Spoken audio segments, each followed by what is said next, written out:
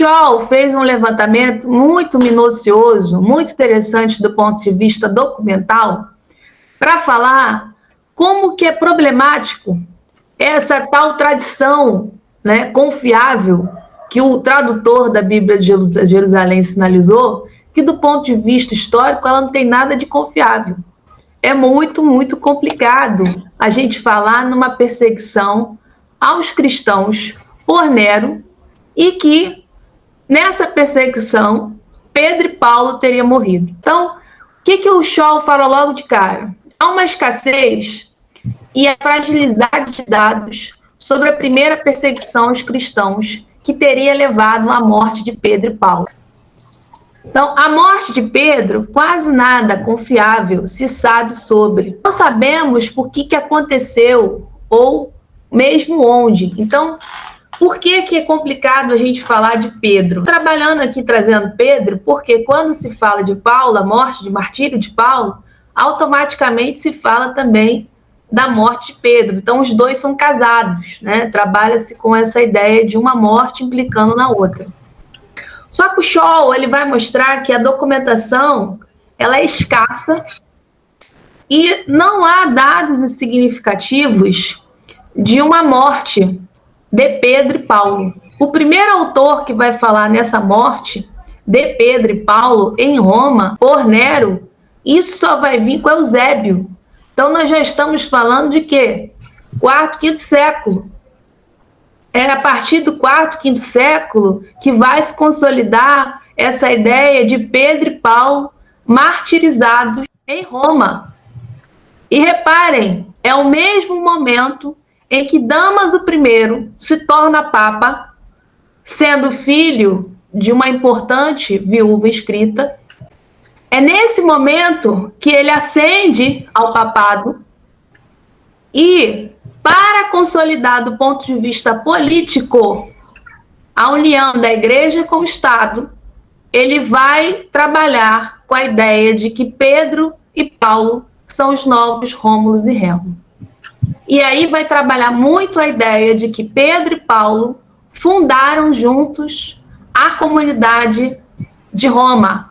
Mas a gente já viu aqui que o próprio Paulo não vai fundar a comunidade de Roma. Ele escreve uma cartinha de apresentação, que é a carta aos Romanos, querendo ir a Roma. Então, olha como que isso já é uma tradição inventada, como a gente costuma dizer, usando o conceito do historiador Eric Hobsbawm. Isso não está no contexto do século I. Isso já veio, quarto, quinto século, insisto com vocês. Então, quarto, quinto século, Pedro e Paulo já tinham morrido há muito tempo. Não tem documentação contemporânea falando sobre a morte desses dois. Isso é uma narrativa construída a partir de Eusébio e Damaso I. Tá? Dois fatos foram frequentemente afirmados sobre a sua morte em relatos cristãos na antiguidade posterior. Quem ainda vai falar alguma coisa sobre a morte de Pedro é Tertuliano. Tertuliano faz a menção a Atos de Pedro, que é um texto que começa a ser produzido no século II, mas vai sofrer alargamentos, e que dentro do texto tem uma menção ao fato de que Pedro foi crucificado. Mas quando? Onde? Quem ordenou? Nenhuma informação sobre isso. Mas reparem, Tertuliano é um texto de finais do século II, já entrando no século III. Então, não temos informações contemporâneas ao Pedro e Paulo histórico falando sobre a morte deles, ainda mais sobre Nero.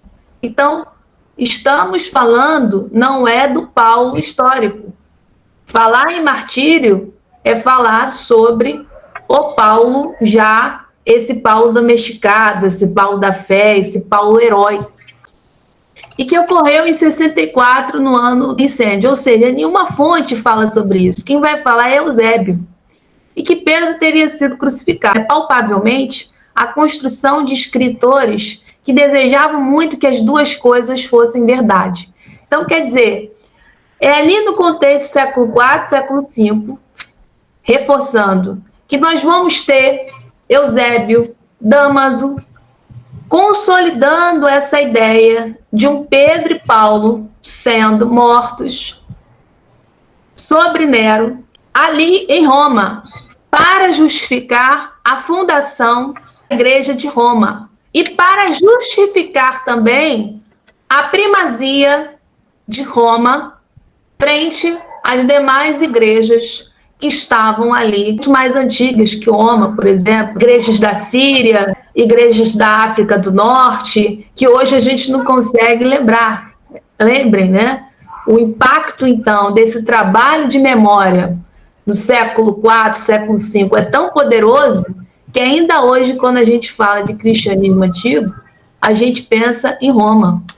A gente não consegue pensar de cemitérios que são mais antigos, por exemplo, do que os cemitérios romanos que estão no Egito, no Galgalate, por exemplo. Vejam como que esse trabalho de memória, essa discussão, foi de fato fervorosa. Então, atenção, que eu estou trazendo aqui para vocês. Não estamos falando mais do Paulo histórico. Falar, então, de martírio é sair desse contexto. Então, o que eu quero dizer com isso? As mortes de Pedro e Paulo funcionam, então, como um replay, né, tipológico das execuções de João Batista, que foi decapitado, ou narra-se que foi decapitado, e de Jesus de Nazaré pela crucificação. Então, é isso que está sendo feito. Então, os autores, quando já no contexto do século III, século IV, e mais precisamente século V, estão falando que Pedro e Paulo estão lá em Roma, sendo perseguidos pelo louco Nero, e Paulo morre decapitado com a justificativa de que é um cidadão romano, e Pedro morre crucificado. É isso que está sendo produzido. Estamos falando de um Paulo mitológico. Esse é um Paulo criado. É a fórmula que dá certo. Então, o autor, isso quer dizer, os autores cristãos do século IV, século V, eles estão trabalhando com essas narrativas, que chama de produções de memória, né? Fabricando memórias. Então, fabricando um Pedro e um Paulo, que é o nosso papo aqui, que atendam a essa ideia de um novo Jesus, de um novo João Batista. E é interessante mostrar como que Pedro, em alguma medida, se assemelha à morte de Jesus, porque a cátedra não é de Paulo, a cátedra é de Pedro. Acho que Paulo é esse grande herói que atravessa mundos para poder propagar esse cristianismo. É a ideia de que trabalhar com que Jesus teria escolhido um sucessor, e esse sucessor é Pedro. Então, logo, a morte de Pedro precisa ser similar à morte de Jesus. Paulo, por sua vez, lembra João Batista, porque quem é Paulo, né? O Paulo histórico? É aquele indivíduo que, num dado momento da vida, realmente se convence que ele é um continuador de uma linhagem profética, né, de profetas reformadores.